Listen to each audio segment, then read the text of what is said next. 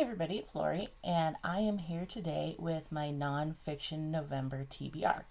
So, for those of you who are not familiar with it, Nonfiction November is kind of a read along type thing.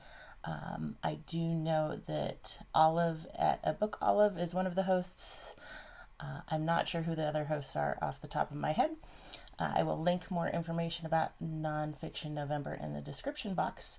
But this year, as they do every year, they have 4 single word challenges. And so I have picked out 8 books, 2 for each challenge. I don't know that I'll get through all 8, but I figured I should have plenty ready to go. I did go through, because I'm a nerd, and figure out that so far this year I have read 1/3 nonfiction. So my goal for November is to be at the 50% mark or higher. So without any further babbling, here are my books. The first challenge is design. And so the idea behind these challenges is that you can go all sorts of ways with this. But I just kind of shopped my bookshelves because I have a lot of books that I've been meaning to read for a long time. So for this challenge, the first book I found was The Whole Equation, A History of Hollywood by David Thompson. I believe a blogger that I followed back when I followed a lot of blogs. I mean, I still kind of follow her on Facebook.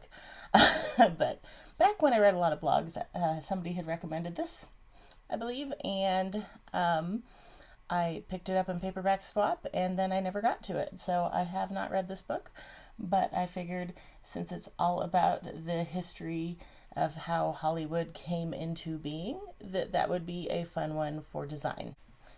Also for design, I found this book, Yarn, Remembering the Way Home, and it's a memoir. And it's a memoir that kind of revolves around knitting. Now, I'm not a knitter. I am terrible at knitting, but I do like to crochet. So I always do enjoy a good needlework memoir.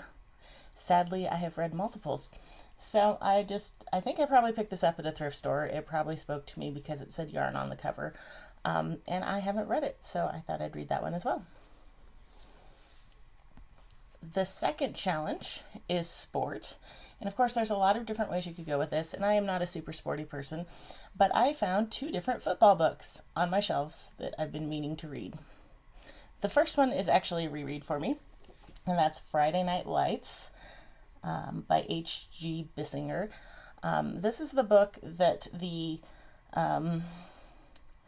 movie and TV show were very loosely based on, but this is also a book that was required reading for my Intro to Sociology class, and I do credit this with being one of the reasons why I did end up studying sociology in college.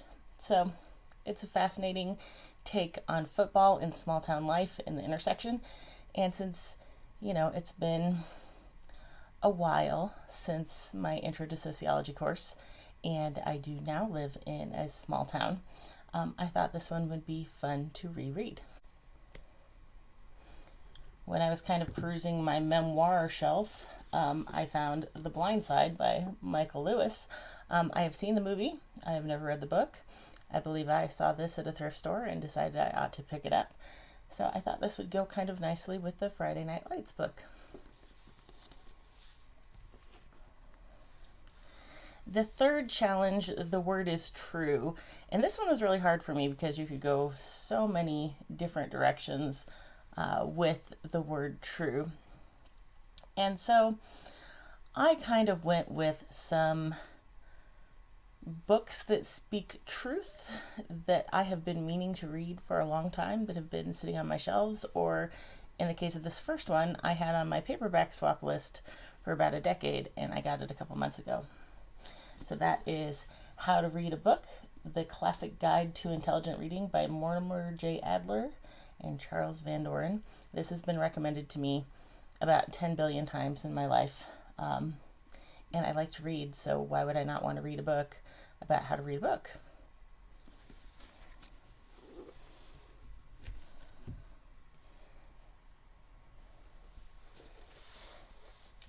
My other true book is one on education, and that's Jonathan Kozol's Savage Inequalities, Children in America's Schools. I don't think I have read this, but it's possible that I may have back in college. So if I have read it, it has been a while, but I'm not sure if I have or not. This is a copy I picked up at a thrift store. Somebody else tabbed it up. So I guess we'll find out when I start reading it whether I have indeed read this before or not. And then the last challenge is the word voice. And so I took this and I found a couple of books on my shelf that kind of focus on voices in parenting that perhaps are outside of the norm or not as mainstream as other books about parenting, I guess.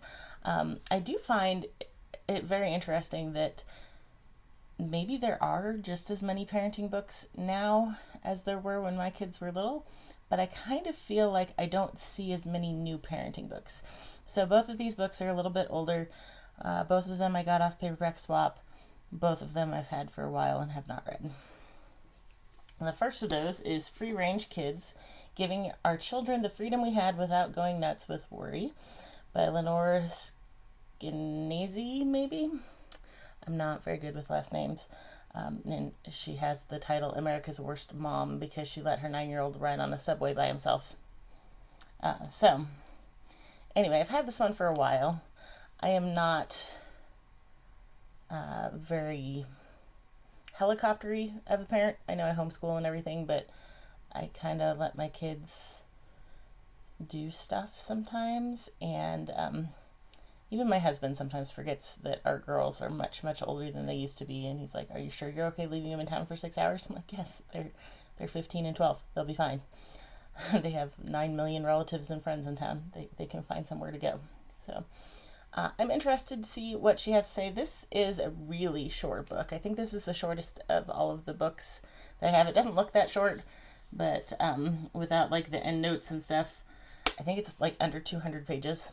So I don't know. I just was surprised it was that short.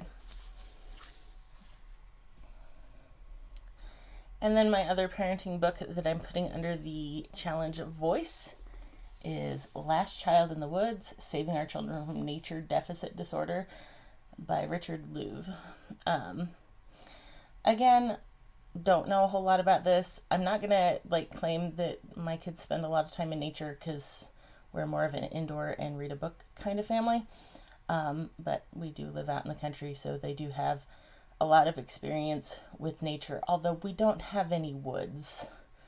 We have a windbreak. That's the extent of our trees. So maybe they don't have a lot of experience in the woods, but we do try to go to national parks and see different things and go different places. So, but I'm interested to see what this book has to say about nature deficit disorder, whether I find that I think that's a thing or not.